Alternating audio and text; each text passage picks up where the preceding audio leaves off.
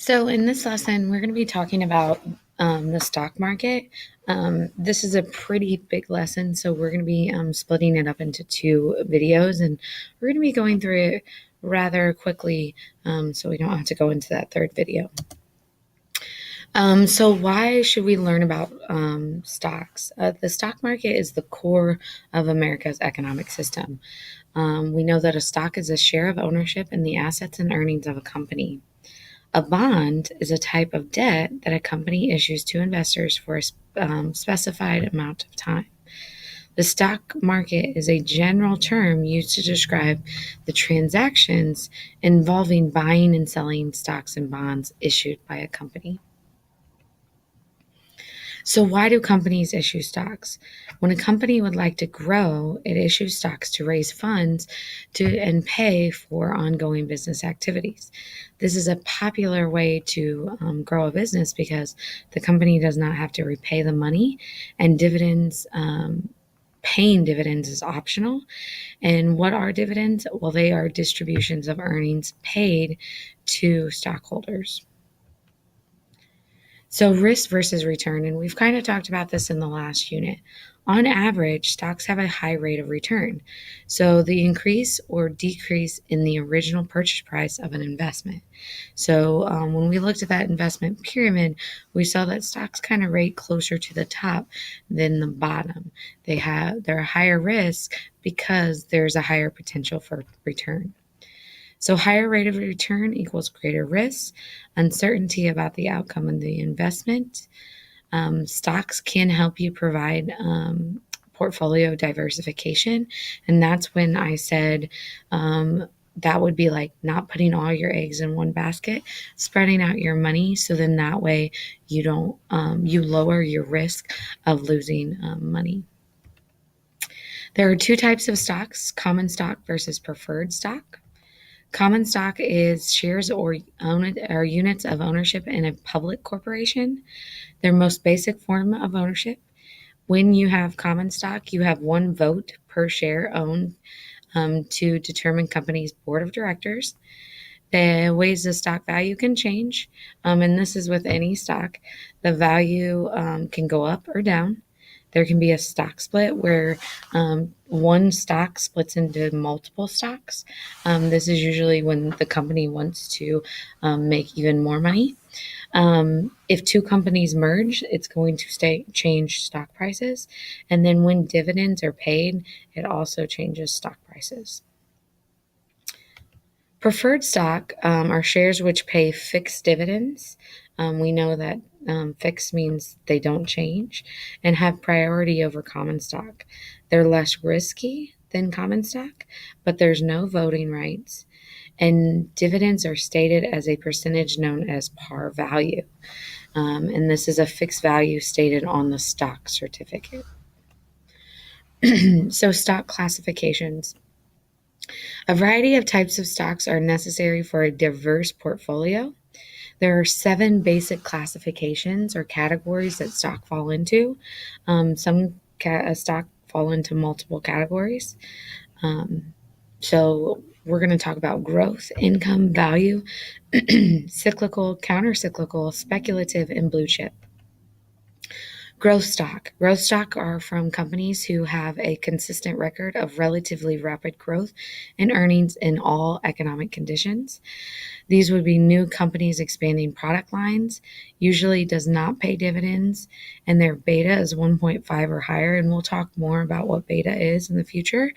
And examples would be like Coca-Cola and Walmart. Income stock is stock that pays higher than average dividends. Companies only retain small portion of their profits. Companies with steady stream of income, such as utility companies, and their beta is less than 1. Value stock are stock from companies which have a low market price considering historical earnings, records, and value of assets. So they're considered like bargains, investment bargains. Previous examples are like Time Warner and IBM. Cyclical stock are influenced by changes in the economic business cycle. These are companies which operate in major consumer dependent industries like automobile, housing, and airlines. Their beta is generally around one. Cyclical stock is stock that if the economy is doing bad, cyclical stock is price is going to go down. If the economy is doing good, cyclical stock's going to go up because people aren't going to buy cars when the economy is bad and they don't have a lot of money.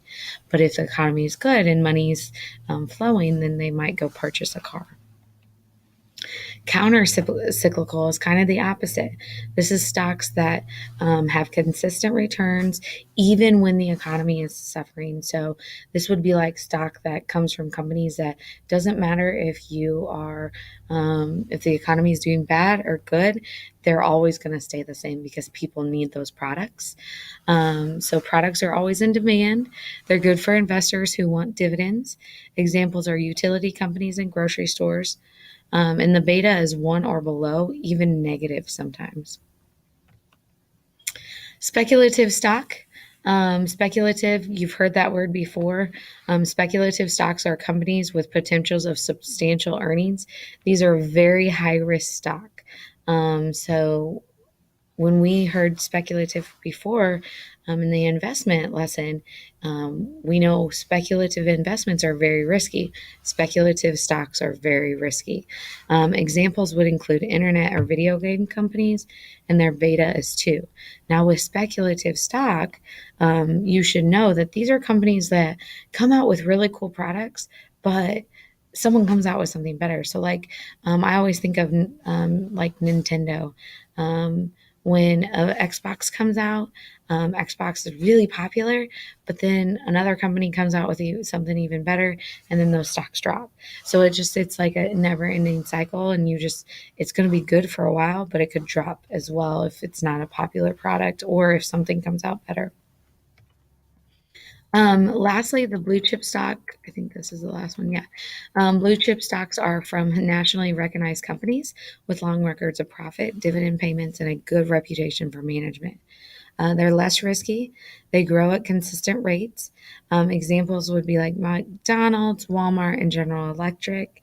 These are all companies that have always had pretty good records of profit. And so they're kind of considered blue chip or very like prestigious in a sense because they're less risky. So, how do you research a stock?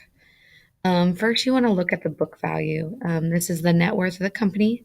So, when you try to find net worth, you're going to take assets, which is everything you own, minus liabilities, which is everything you owe. So, the amount of money that you owe, your debt, and that's going to give you your book value. Information can be found in the company's annual report. It indicates what happened if the company's assets were sold, debts are paid, and proceeds are distributed in to stockholders. So it's just kind of good to know the book value because you want to invest in a company that doesn't have a lot of debt. Next one is earnings per share. This is how much income a company has available to pay in dividends and reinvest as retained earnings on a per share basis. So there is a formula. So you take after tax annual earnings divided by total number of shares of common stock, and that's going to give you your earnings per share. Information can be found in the business section of many newspapers. You can find it on the internet. It indicates how well a company is doing. So it really shows the quality of the products, customer service, and the operations management. So earnings per share is really just an indicator. Hey, this company is doing good or this company is not doing so good. The price earnings ratio is a relationship between the price of one share of stock and the annual earnings of a company. So a lot of times you hear it called PE ratio. And the formula for that is price per share divided by earnings per share of stock. And that gives you the PE ratio. Information can be found in a newspaper. Most widely used critical measure of stock price. It represents how much an investor is willing to pay for each dollar of a company's earnings. So it really does show like what the stock price should be for that company. So more about the PE ratio. Most companies have between a 5 and 25 PE ratio. Companies with a 7 to 10 PE ratio are financially successful.